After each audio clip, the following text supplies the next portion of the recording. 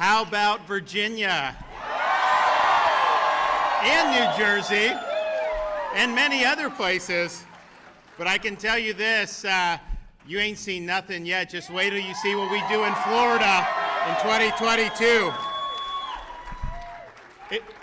And it's interesting, when I got elected governor, there were 280,000 more registered Democrats in the state of Florida than Republicans. Well, any day now, and it may have already happened, there will be, for the first time in the history of Florida, more registered Republicans than Democrats.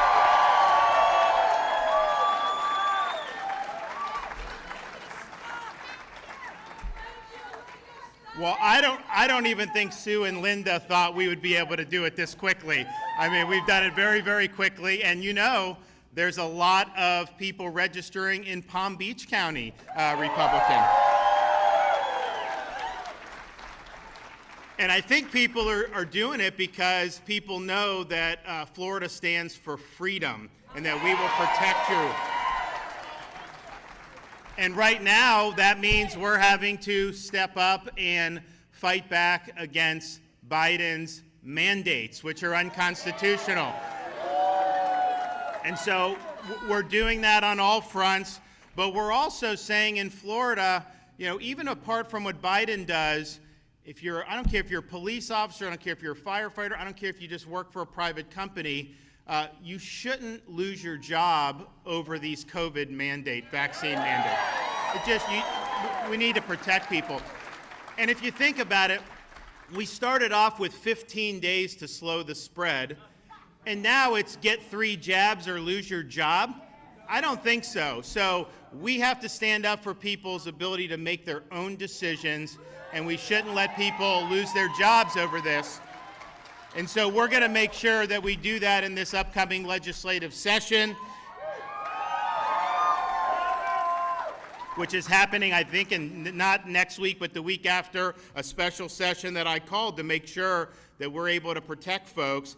Also, just to be clear, in Florida, there will be no COVID vax mandates for school children.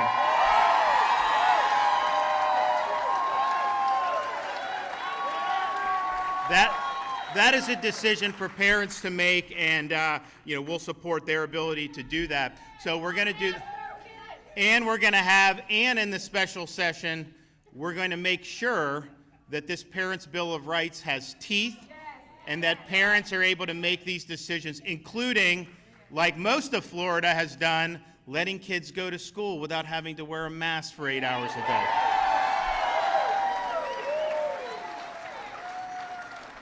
You know, one of the things we're proud about is that we were right here when we did it. We signed legislation earlier this year with huge reforms for election integrity, and it was something that was very important. We did a number of things. We banned ballot harvesting in the state of Florida.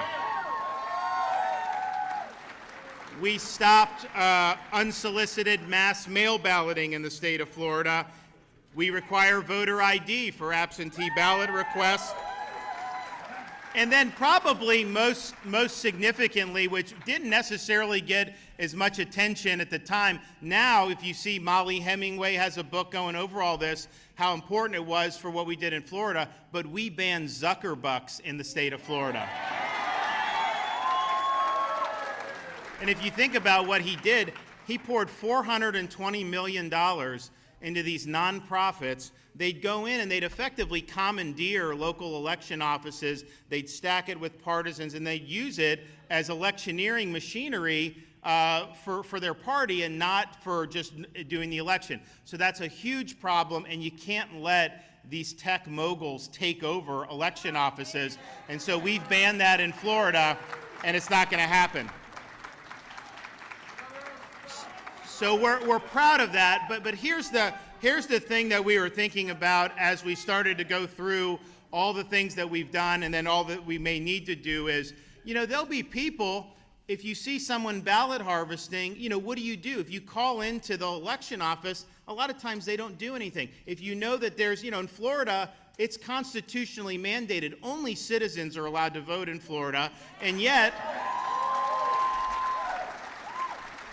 And yet, you see examples of people, they'll even check they're not citizens, and they'll still be given ballots. And so what happens when you see that? You have voter rolls that are supposed to be clean, but not every county does the voter rolls. So what do you then do? So we are excited to be able to say for next legislative session, we're going to do another package of election integrity reforms that is going to make Florida way number one by a long shot in anywhere in the country. So here's what we're going to do. First, we are going to create a separate office at the state level solely dedicated to investigating and prosecuting election crimes in the state of Florida.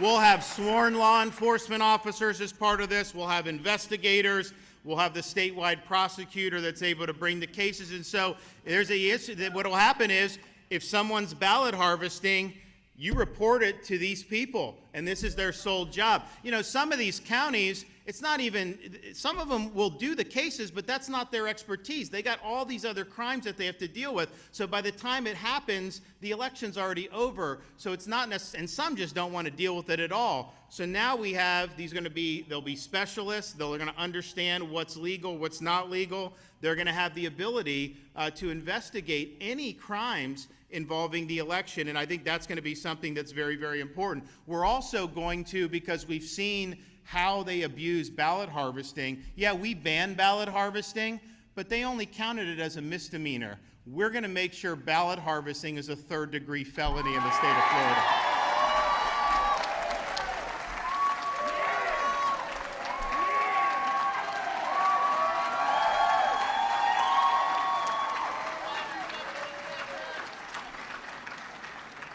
And you know, if you look, there's actually, a lot of times people will talk about all these things with like the election rolls, and it's important in Florida because we have people that come and go all the time. You know, some states really have very stable populations. We have a very dynamic population. Now, we have more people moving in than move out, but nevertheless, that's just the reality of what we do. So you have to make sure that you're following the guidelines and the requirements of making sure the voting rolls are clean. You know, obviously, I think we all know, I know people who say, you know, hey, as someone told me, my father passed away 3 years ago, he still gets ballots sent to his house. And that's, you know, we don't want that. We don't want ballots going, you know, in California, they send ballots to everybody. So if you've ever lived in California, there's people that haven't lived there for 5 or 10 years, and they're getting ballots sent to them.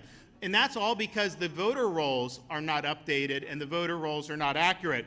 So we have these requirements. The problem is there's no time limits on when they have to do it. So we're going to impose time frames where supervisors of election must clean their voting rolls by date certain.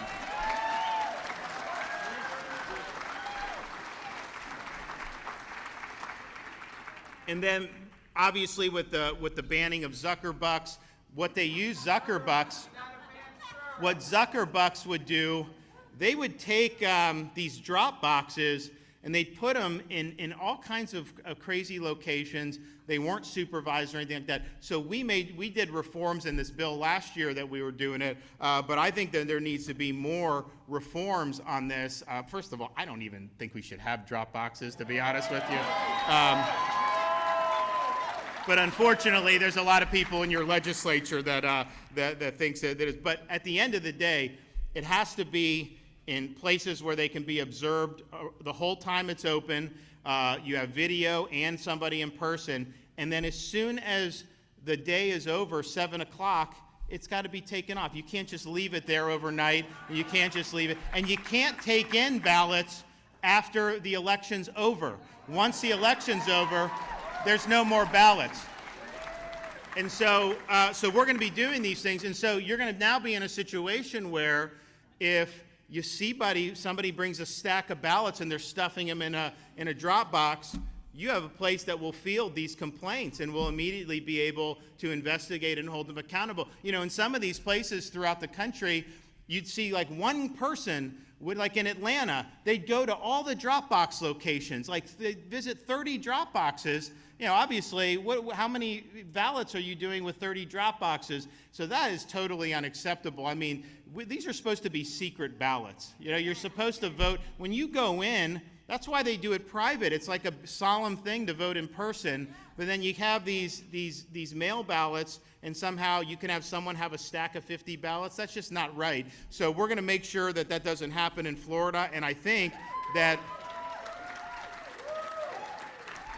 if the legislature takes these steps, and there may be some other things that we do as we get into the session and get some other ideas, but I'm really excited about having actual ability to enforce. Because, you can say what's legal or not legal, but if you don't enforce, and that's one of the things we ran into, with this Parents' Bill of Rights. They didn't put teeth into it, and so you're saying it's parents' rights, but then we're having to litigate all this in court, and that's not what you want to do. You want to make it very clear what's not allowed, and then if there's violations, the people are held accountable. And I guarantee you this, the first person that gets caught, no one's going to want to do it again after that, because they know that there's going to be enforcement.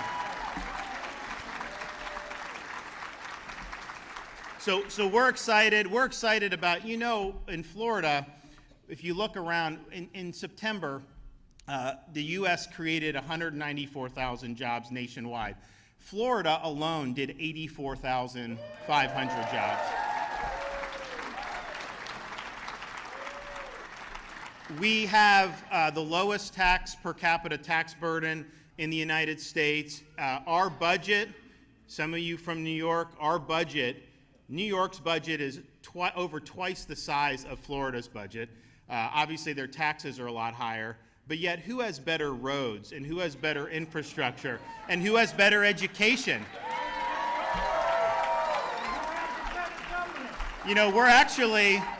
We're Florida now. When I grew up in Florida, and back then, California and New York ranked higher than us in education. Well, now, for K-12 education, we're number 3 in the country by Education Week in their rankings for achievement.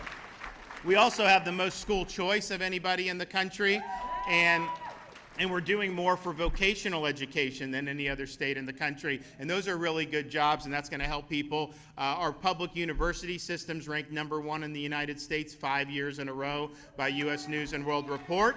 We don't let them raise tuition, so you can actually afford to go and are able to do that.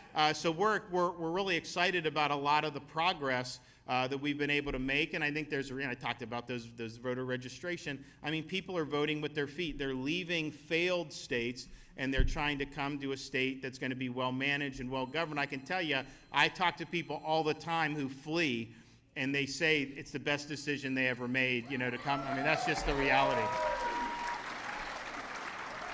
So, and I think when you saw what happened with, obviously the taxes, but the COVID lockdowns, people fled those, and they were fleeing the riots and the high crime in a lot of these places, because those places, they don't stand by law enforcement, they don't support the police. So the result is, in like San Francisco, they don't even prosecute a lot of these crimes. You can go and shoplift, and you won't even get arrested for shoplifting. They have to close a lot of the retail stores because they get looted every day. So CVS, Walgreens, Target, those types of stores, they just close. Well, that's creating a culture of law breaking, and people don't feel safe. Here, we're standing by law enforcement 100%.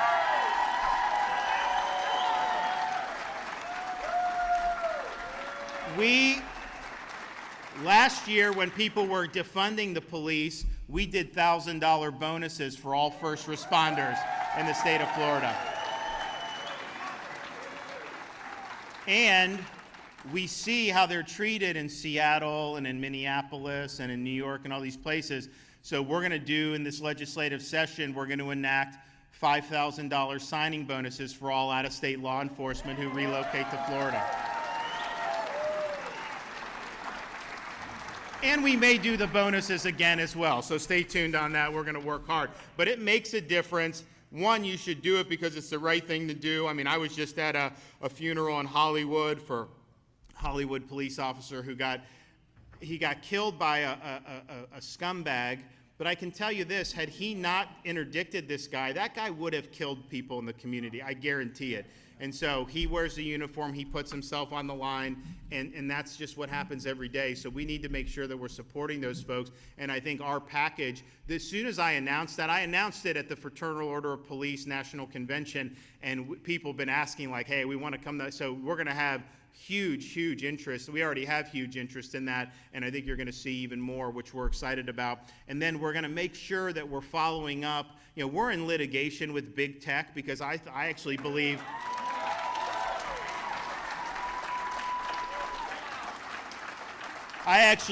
that if you want a free society, you can't have a handful of companies in Silicon Valley control the speech that's allowed in this country. And that's what's happening right now.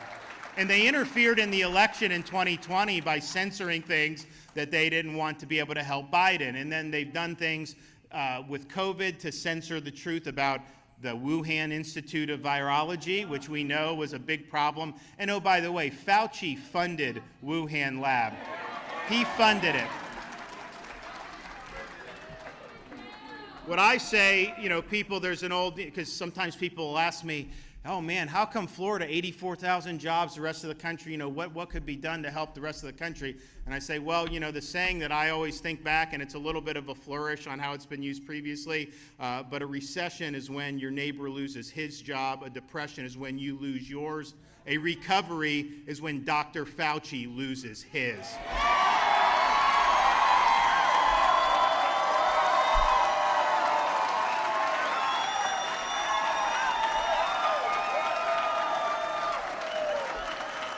He's been wrong time and again. His policies have been very damaging to tens of millions of people. And we know what the NIH has been doing is cruelty to animals with what they're doing with these beagles and these puppies.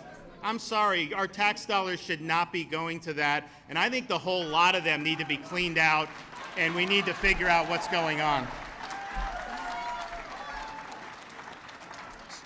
So we've got a lot to be able to accomplish going forward, but big tech, what they're doing is they are trying to impose an orthodoxy on this country.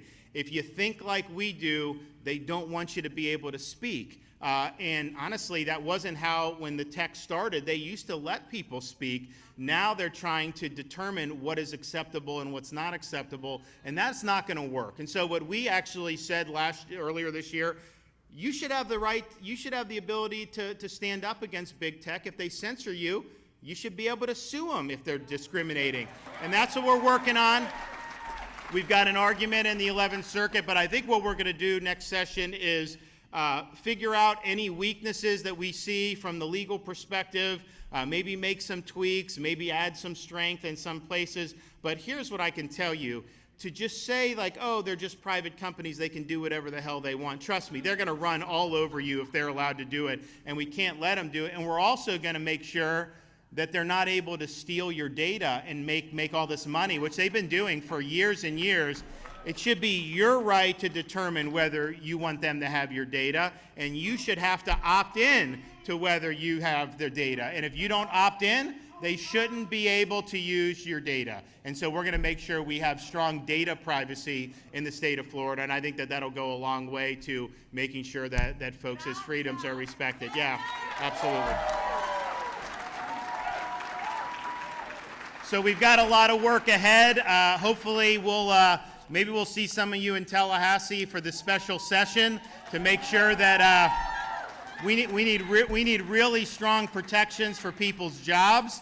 We need to make sure we're protecting parents' rights, and we got to make sure that we're standing strong when people want to see us. So that's what we're going to be doing.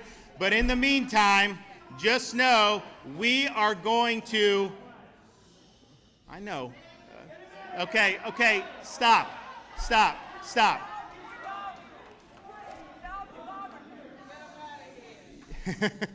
That's.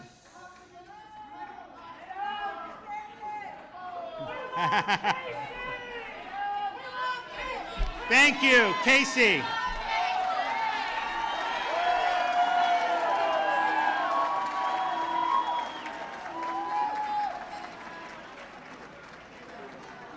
You know,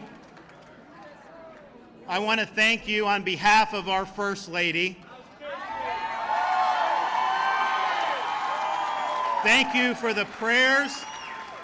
Thank you for the support. You know, it's not an easy thing to deal with, but I can tell you she's really, really strong, and she's going to be back better than ever. That's going to happen.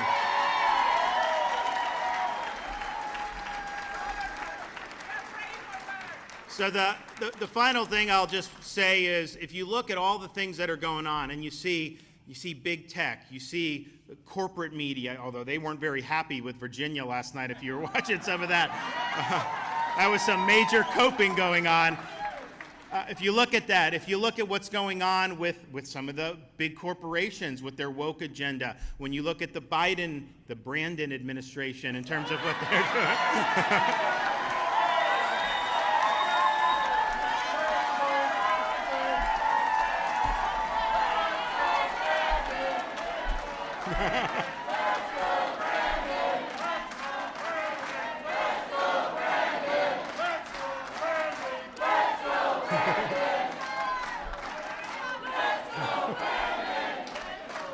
You know,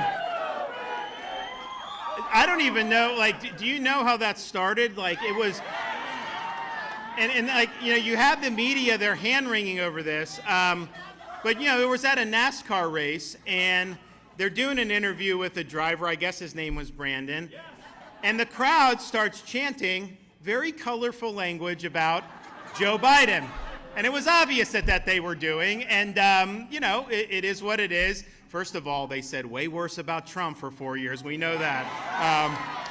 But so they're chanting this, and so you have a reporter from NBC who knows that's what they're saying, and she's trying to cover for Biden. So she says, yeah, they're chanting, let's go, Brandon. And that was a lie. And it was a lie, and so this chant, I think, has taken on a life of its own because it exposes the dishonesty of these corporate reporters and what they do every day to try to lie. And so now you see it. But bottom line is, we've got a lot of things that we're facing. We've now seen, after Virginia, people are willing to fight back, and you know I'm willing to fight back, and we are fighting. And so what we need now more than ever, with all the stuff that's going on, is we need people to stand for the right things, but they need to stand up and they need to display courage and backbone and not back down in the face of all the things that we have to deal with. And so that's what we're looking to do. Churchill used to talk about when they were facing the appeasement in Britain, when you had Nazi Germany. He told the story because no one was willing to stand up.